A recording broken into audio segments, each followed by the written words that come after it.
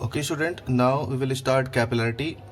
Capillarity, what is capillarity? The phenomenon of rising or depressing of liquid in very fine bore tube, which is capillary, is called capillarity. Means एक हमारे पास कोई thin tube है, bore tube है, उसमें जो water rise होता है या लिक्विड जो राइज होता है, इस फिनोमिनन को कैपिलैरिटी कहेंगे। और जो ट्यूब हम ले रहे होंगे बोर के लिए, उस ट्यूब को कैपिलरी कहेंगे। Is it clear? अब इस पर एक फार्मूला आता है, एसेंट फार्मूला, जिसमें हम ये फाइंड आउट करेंगे कि कितना टेंशन लगेगा वाटर सरफेस का, यानी सरफेस टेंशन कितना होगा लिक्विड का, जिससे कि वाटर राइज होगा। ओके, तो first we see this figures. इस फिगर में क्या है, सपोज दैट कि एक लिक्विड फिल है जिसमें एक हमने थिन ट्यूब, बोर ट्यूब को डिप किया। इस ट्यूब का रेडियस स्मॉल आर माना हमने। जब हम डिप करते हैं, suppose that this is a water, तो एक मिनीसियस बनेगा आपका। क्या बनेगा? मिनीसियस बनेगा। अब सपोज दैट कि T be the surface tension of liquid, T be the surface tension of liquid. तो ड्यू टू दिस टी यानी दिस सरफेस टेंशन की वजह, इस सरफेस टेंशन की वजह से जो फोर्स लगेगा, ये फोर्स क्या होगा? इनवर्ड डायरेक्शन में होगा। Suppose that the force due to T is at an angle theta in inward direction, where theta is angle of contact. ठीक है, तो ये जो ये वॉल जो है आपके ट्यूब की, इससे थीटा एंगल पे टेंशन इनवर्ड डायरेक्शन में लगेगा। तो according to Newton's third law action reaction, इसके अपोजिट डायरेक्शन में ये जो वॉल होगी कैपिलरी की, ये बाहर की तरफ टेंशन लगाएगी इतनी एंगल पे। अब इस टी को अगर हम देखें तो इसको दो कंपोनेंट में हम रिजॉल्व कर सकते हैं। This T can be resolve in two components, T sine theta which is horizontally and T cos theta which is vertically. तो ये जो फोर्स आपका आएगा टी कॉस थीटा, इसी की वजह से वाटर राइज होगा। ये जो टी कॉस थीटा है, ये पर यूनिट लेंथ पे अगर हम माने, जो क्रॉस सेक्शन एरिया ट्यूब का आएगा, ठीक है, पेरीफेरी इसको कहेंगे, तो पूरे सरकमफ्रेंस पे कितना हो जाएगा? 2 pi r into T cos theta force लगेगा। इसी की वजह से वाटर राइज हुआ।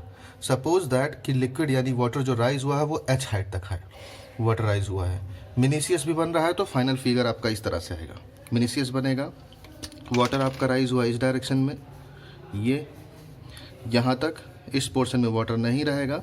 तो अब हमें निकालना है कि कितना वाटर राइज हुआ। पहले हम इसका क्या काउंट करेंगे? फोर्स तो हमने निकाल लिया, कितना फोर्स आया? 2 pi r into T cos theta.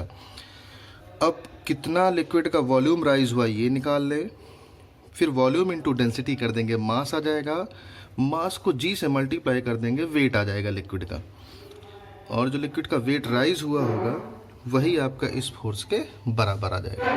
देखते हैं यहाँ पे volume, if you have to find the volume rise in liquid, तो देखते हैं इसके लिए क्या होगा। ये जो सिलेंड्रिकल कॉलम आपका आया है, इसका वॉल्यूम लिया जाएगा, मीन्स इसका वॉल्यूम हो जाएगा pi r square h, plus ये सिलेंड्रिकल कॉलम जो आपके पास है A B C D cylindrical column, इसका वॉल्यूम पाई आर स्क्वायर, यहाँ एच है आर, तो pi r square into r, minus ये हेमीस्फीयर का वॉल्यूम करेंगे।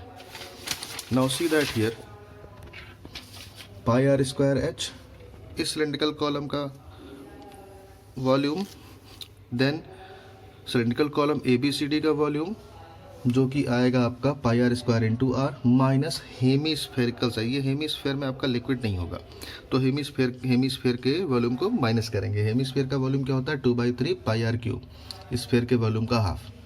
इनको सॉल्व करते हैं तो पाई आर क्यूब यहाँ से आएगा, पाई आर क्यूब यहाँ से आएगा, कॉमन करेंगे 1 - 2/3, सॉल्व करते हैं तो 1/3 आता है। दोनों में से pi r square common, h plus r/3। Now weight of liquid column, weight क्या होगा? Volume of liquid into density into g. Volume हमने कितना काउंट किया? Pi r square h plus r/3, density rho into g. ये आपका water rise wait आ गया, water का जो राइज हुआ है। नाउ यू नो दैट कि जो फोर्स लग रहा है 2 pi r T cos theta vertical direction में ट्यूब के वॉल पे, वही इस वाटर राइज के वेट के बराबर होगा। इक्वल करके हमने सॉल्व किया। अब क्योंकि जो h है, h is 2 greater than as comparison as r, capillary tube thin capillary tube होगी तो रेडियस बहुत कम हो जाएगा, तो r/3 और कम हो जाएगा, तो इसको निगलेक्ट कर सकते हैं। r/3 निगलेक्ट करेंगे तो r h rho g by 2 cos theta आ गया। ये आपका मेन फार्मूला आया। अगर हम प्योर वाटर और क्लीन ग्लास की बात करें तो थीटा 0 डिग्री हो जाता है, तो cos 0 की वैल्यू 1, वैल्यू आपकी t is equal to r h rho g upon 2।